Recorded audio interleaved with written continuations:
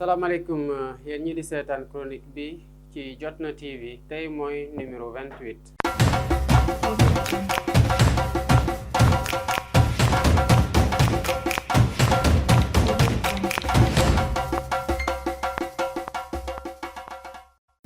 ci chronique numéro 28 dañ ciy ñëwaat rek ci actualité semaine bi te ñaar mbir retenir ci suñu attention bi ci njëkk te ñaar yi sax doon boo xoolee benn lay doon ndaxte émeutes yi jot a xew la ak niñ ko gisandoo ñun ñëpp ak ni gouvernement bi réagiré dal di assouplir mesures yi nga xamante ne jëloon na ko ci xeexum mbas mi niñ ko xoolee sénégalais yi jékki nañ jékki gannaaw bu ñu yàggee di ruumanaat seeni coono ak ni ñu xooxee te lépp doon loo xamante ne fii rek la mënoon mujje ñun ñi boo xoolee ci chronique numéro 24 dañuy ci alerte woon gouvernement bi ak ci chronique numéro 25 doon ko wax ne bi mu recevoir yi ñëpp waroon na ci boole kilifa diine yi waxoon ko tamit ci chronique yi ci topp nañ def attention parce que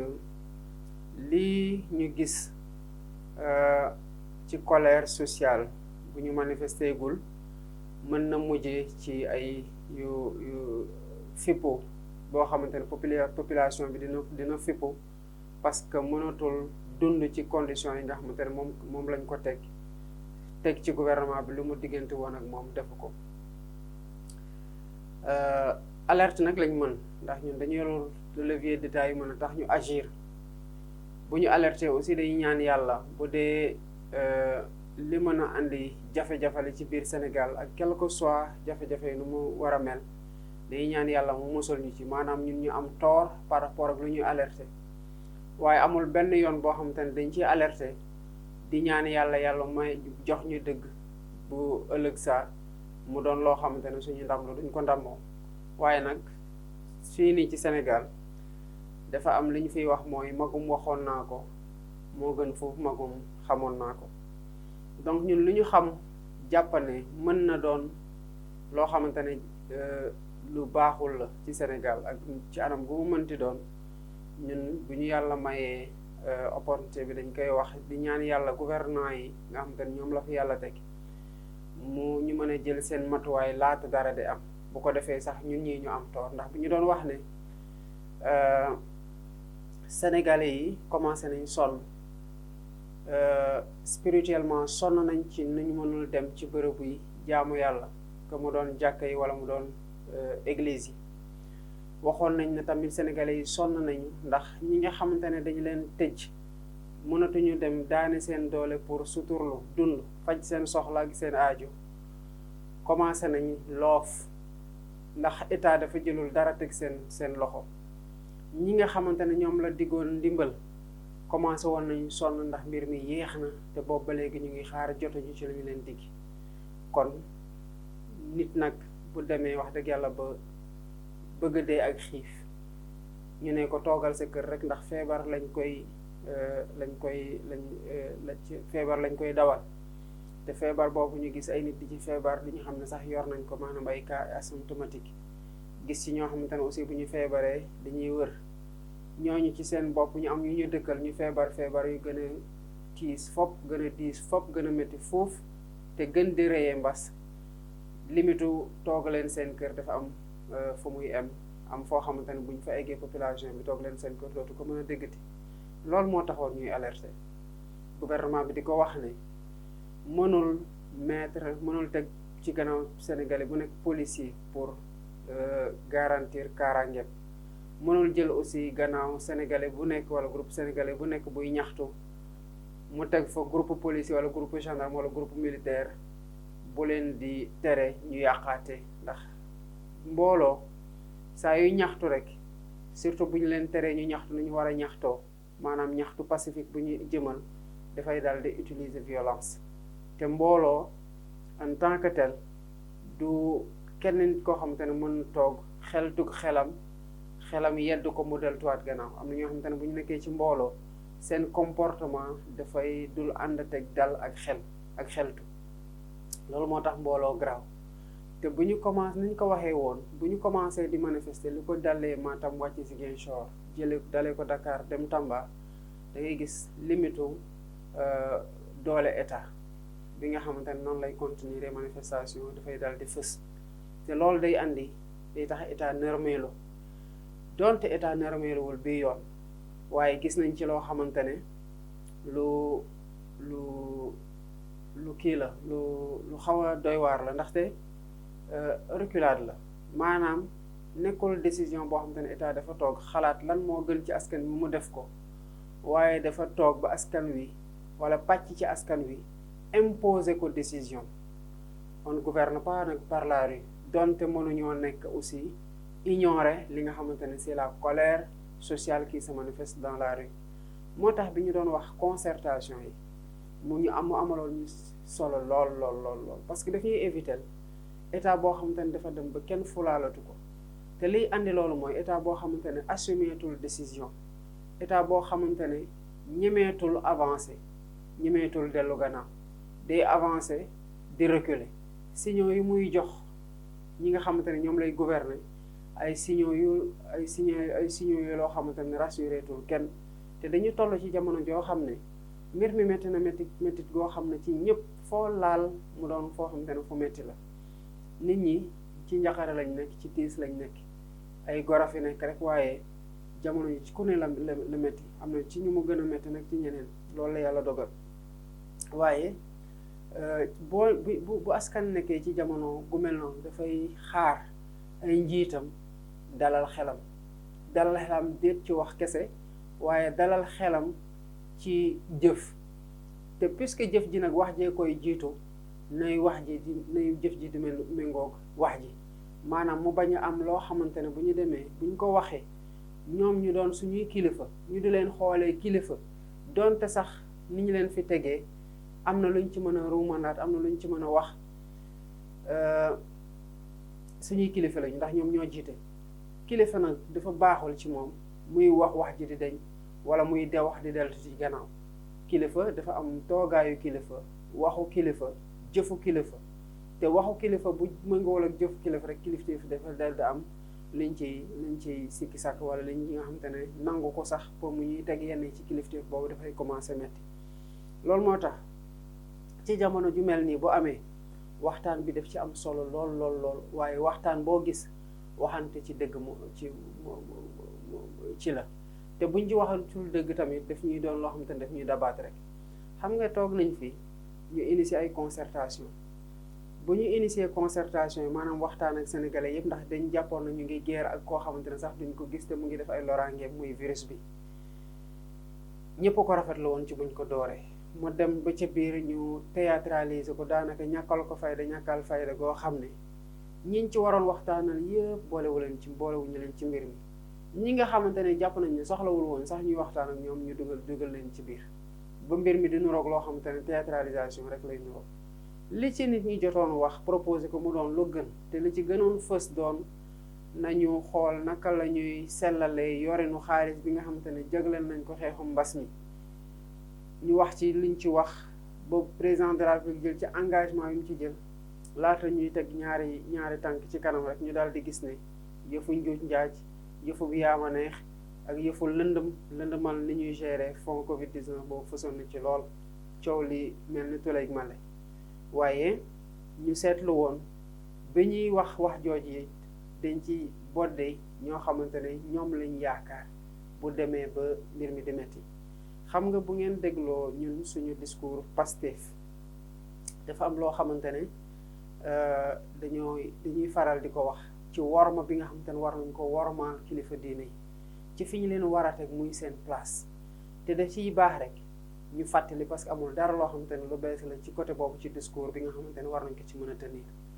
bi président Ousmane Sonko demee seeti sëñ Muntaxa ba mu génnee dafa am lu mu wax ñu déglu kàddu gi di ñëwaat. ñun dañuy faral wax toujours ni diine gi lu am solo la si ñun waaye du ñu bokk ci acteur politique yoo xam dañuy mbubboo diine pour manipuler sentiment wu citoyen yi. Dama ci profité sax wax sénégalais yi nii élection yi ñuy dëgmal bu kenn nangu mu doon élection boo xam ne ay xëccoo la ci waxu diine wala waxu tarixa. Du loolu, na doon élection yoo xam ne lépp day lalu ci programme. kenn ku nekk na ñëw ne lii mooy sama programme ci réew mi, citoyen yi mun a tànn ci base boobu, waaye bàyyi di essayer manipuler sénégalais yi ci lu bokkul ak loolu.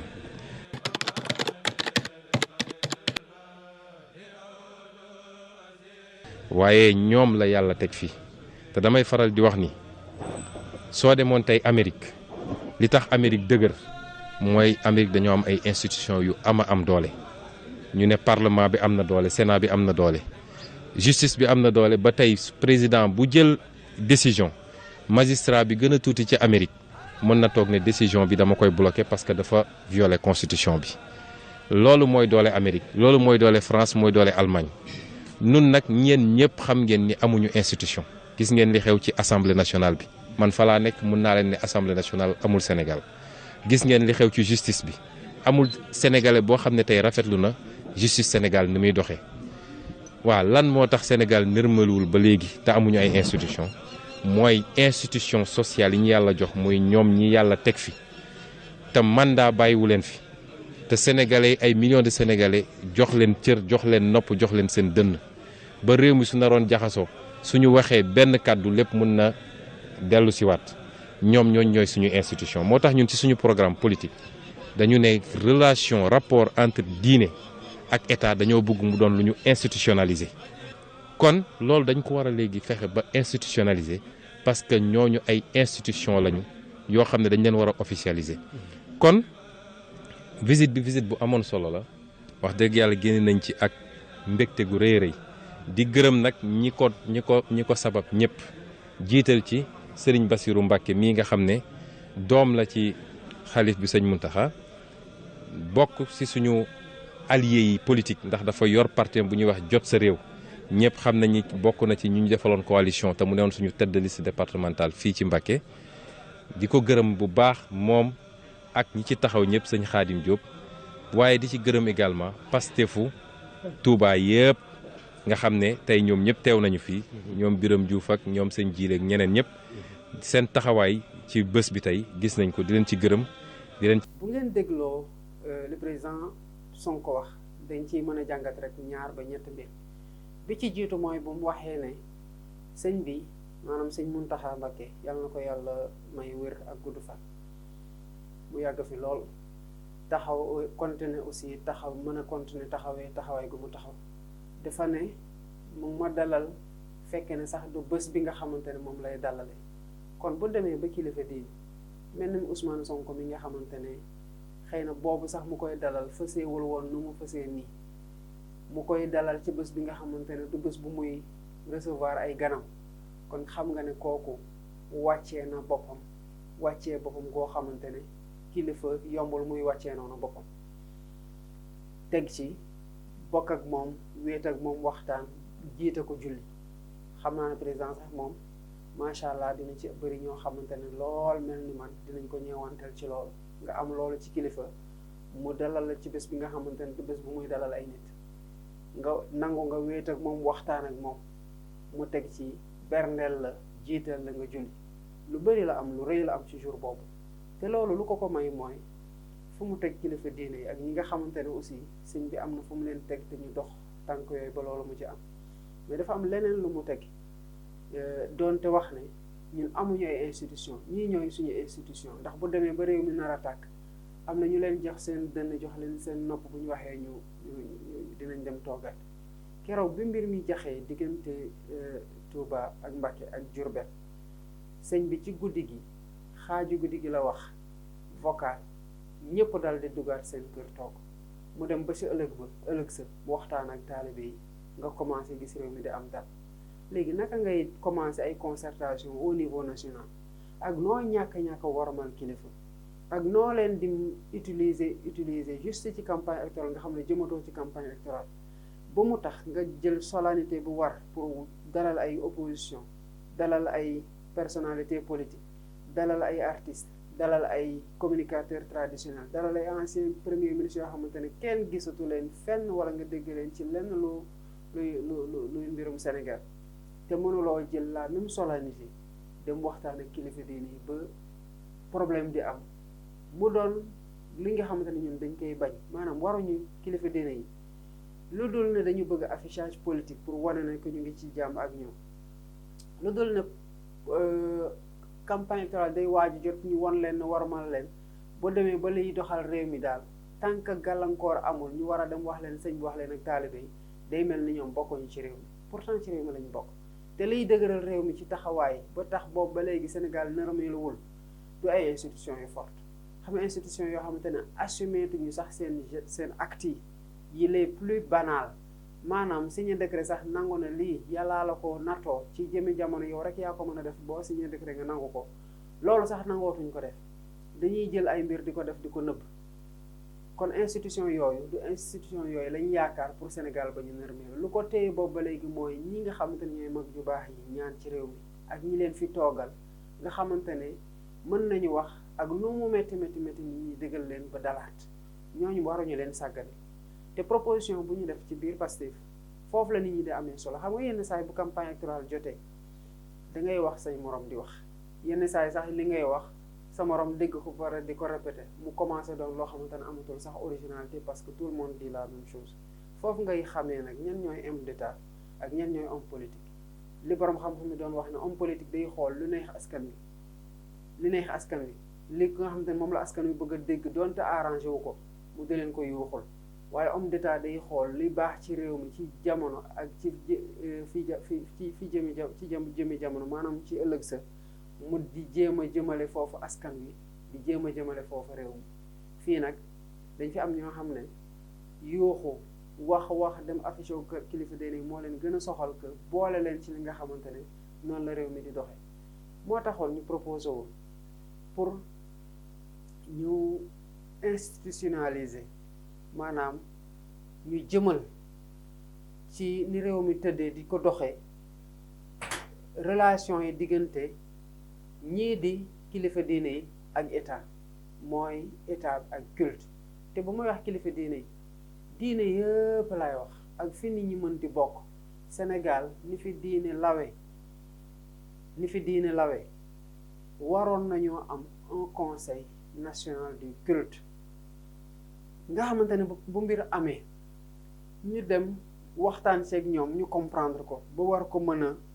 nangu ñu xam ne benn jëmukaay bi lañu am en tant que peuple benn jëmukaay bi lañu am en tant que état bu ko defee du ñu réeroo ci dara bu ko defee problème sax bu naree am parce que am na ñu ko déggeewul ni ko ñëpp a déggee kilifa dina yooyu ñooy njëkk a jël seen responsabilité te day dem ba buñ fa jëlee dara tënk ko taalibe yi sax ku mu doon taalibe yi ci diine gi islam wala mu ci beneen diine chrétienne ñooñu ñooy jógal seen bopp xam ne lii nii ñuy def nii ñii di seen kilifa ci jàngu ji wala ci diine islam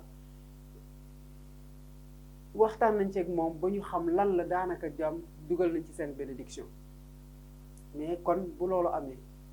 déggal ak canaux yi de communication yi dina gën a yomb lool te ñu ngi ko doon wax ci chronique bi weesu bu demee nag ba ñi nga xamante ne ñoo yore nguur gi nga xamante ne ñoom ñooy doxal nga xamante ne ñoom ñooy dogal ñëpp di ci wey dem ba bu ñu waxatee dara kenn du leen gëm dem ba bu ñu waxee kenn du nangu dem ba bu ñu dogalee kenn du bëgg a exécuter lu dul ne défiance la ñuy yem ci état bi loolu amul lu ko gën a bon parce que doonte soxlawuñu état bu am doole boo xamante ne dafay écraser les citoyens waaye lu ñu gën a bañatee soxla mooy état boo xam ne dafa faible ba kenn joxatu ko benn gëdd mënatul dogal dara kenn wéy ci société nu mu organisé woo état bu am doole te dawal yërmande di jëmal askanam fi gën moom lañ soxla te loolu lu koy indi nag mooy concertation ak décision yoo xamante ne kii di concerté wu dafa bëgg rek ñu éclairer décision waaye bu décision jotee moom moo koy jël assumer ko pleinement et entièrement moo tax gannaaw ñaareelu mbir boobu nag institutionnalisant relation culture ak kii war nañ gën a góorgóorlu ci ni ko président Ousmane Sonko waxee la dernière fois ci appelam moytu lii de violence tamit réglewul dara lépp li nga xamante ne ñun ñoo ko làkk ci bi ñu ñaxtoo ëllëg ñun ñooy toogaat ni ah dëkk bu sangam amul ambulance te pourtant ambulance bi waa dëkk jooju ñoo ko làkk bu ñu meree il faut que citoyens yi dem ba bu ñu meree ñu bañ a làkk loo xamante ne ëllëg ñoom ñoo koy soxla bañ a yàq loo xamante ne ëllëg ñoom ñoo koy soxla te bañ a fàtte ne loolu noonu ñuy defar ci infrastructure que mu doon potolam bu fay takk que mu doon centre de santé que mu doon ambulance wala bus seen xaalis lañ ko jënde woon dafa mel ni rek ñiy mer ci seen biir kër jël kaas toj jël télé toj boo giifee rek nga xam ne yow am na foo dugaloon xaalis yàq nga ko te yow yaa ko nar ren jëndiwaat dëkk gundool nag dafa talul di jënd ay ambulance ay doomam di mer di ko lakk wala ñuy defar ay poto ay doomam di mer di ko taal wala ñuy defar ay yeneen édifice public ay doomam di mer di fa dem yàqati ko parce que bu ñu demee ba lépp giif rek ñooñu ñoo fay soxlawaat demaat pour defaraat pour soxlawaat ay ambulance soxlawaat ay bus soxlawaat ay édifice public yoo xamante ne service public bi foofu lañ leen koy rendre te ñu bañ a fàtte ne ni mbir mi métti ñi ñaxtu gu tar bu leen fàtte ne ay sénégalais ñooy toog ci ñooy nekk ci benn ligne de beneen côté ligne bi yore seeni xeer seeni pono ak seeni ak seeni briquet yeneen sénégalais taxaw seen kanam di leen tere pour ñu yàqaate solal leen ay tenue di leen woowee gendarmerie di leen woowee GMI di leen woowee police ñii nii nekk ci côté bii ak ñi nekk ci côté bële yëpp bu ñu fàtte ne lenn rek moo leen war a soxal muy Sénégal ndax ñoom yëpp ay sénégalais lañ bu ñu tiiree ay lacrymogène ci kaw sénégalais lañ koy tiir bu ñu fa tiiree balle blanche ci kaw sénégalais lañ ko tiir bu ñu ko tiiree balle réelle ci kaw sénégalais lañ ko tiir ñii di sànni ay xeer tamit di taal di yàqaate nañu xam ne ci seeni moroomu sénégalais la ñuy sànni ay xeer moo tax balle blanche bi wala balle réelle bi boo ci tuuree bëtu doomu aadama na la leer ne bëtu sénégalais sa frère sa sœur sa tante bi nga xamante ne mënoon nga di dox ba xiif nga dajeek moom mu jox la li nga lekk wala nga dox ba mar nga dajeek moom ñaan ko mu may la ndox moom nga tuur bëtam boo ci reyee ne keneen kazalika ndax li mu tar noonu ñuy def loolu suñu diggante bu ñu jëkk woon ne dégg na ah beneen dëkk ci bitim réew song na Sénégal ñu fàtte léegi kan mooy policier ak kan mooy civil commencé di xeex pour Sénégal bi ñu muccal ko kon vandalisme bi nga xamante ne dañ koy def à l'occasion des émeutes lu ñu war a moytu la répression bu violente bi nga xamante ne tamit force de l'ordre ñu ngi koy exercer ci population yi lu ñu war a moytu la te ñu bañ a fàttale bi lépp jeexee ba lépp giifee Sénégal la bu ñu demee bay def bilan ay blessé wala ay mort ay sénégalais ñoo nar a blessé ay sénégalais wala yeneen sénégalais ñoo nar a rey ay yeneen sénégalais te loolu ñu mën a muccal ci bu gannaaw bi waxtaan amee gannaaw bu ñu xamee ne lépp lu jaroon ñu waxtaane nañ ko lépp lu jaroon ñu concerté nañ ko lu dul yëfu jaay doole yoo xamante ne kenn mënu ko nangu mu am ni ko population yi di manifester ci noonu ci biir manifestation yooyu nañ ciy ànd ak dal nañ ci ànd ak tey te lépp loo xamante ne mën na ñàkk ci nu ñuy agressé ay citoyens sénégalais parce que ci gis nañu leen ak ay tenue gis nañu leen ci ay oto nañ xam ne ñooñu ñun ñoo leen di fay pour ñu liggéey xeetu liggéey boobu te ñoom lay gën a métti yenn saa yi ñun sax mën nañu ñaxtu en tant que civil mais ñoom mënuñu ñaxtu te pourtant lu ñuy dund moom la ñuy dund c'est parce que bu ngoon jotee bu ñu sumi seen tenue yooyu dañuy delluwaat ci kër yi kenn du leen xoolee policier dañu leen di xoolee waajur xoolee leen jëkkër yi dépense war waajur yi scolarité war ak yu dund war kon nañu xam ne ñoom ñu nekk suñu kanam nekkul ne parce que nekkul ñu di ressentir ñun lu ñu ressentir c'est que état moo tëddee noonu mu war a am ay doomam yoo xamante ne daf leen jël pour ñu wattu kaaraange y compris bu demee ba kaaraange boobu yeneen doomam yi war ko perturber li moo nekkoon li nga xamante ne bëggoon nañu leen ko waxtaanee ci chronique bi te di leen jox dig daje ci jëmmi jamono salaamaaleykum wa rahmatullah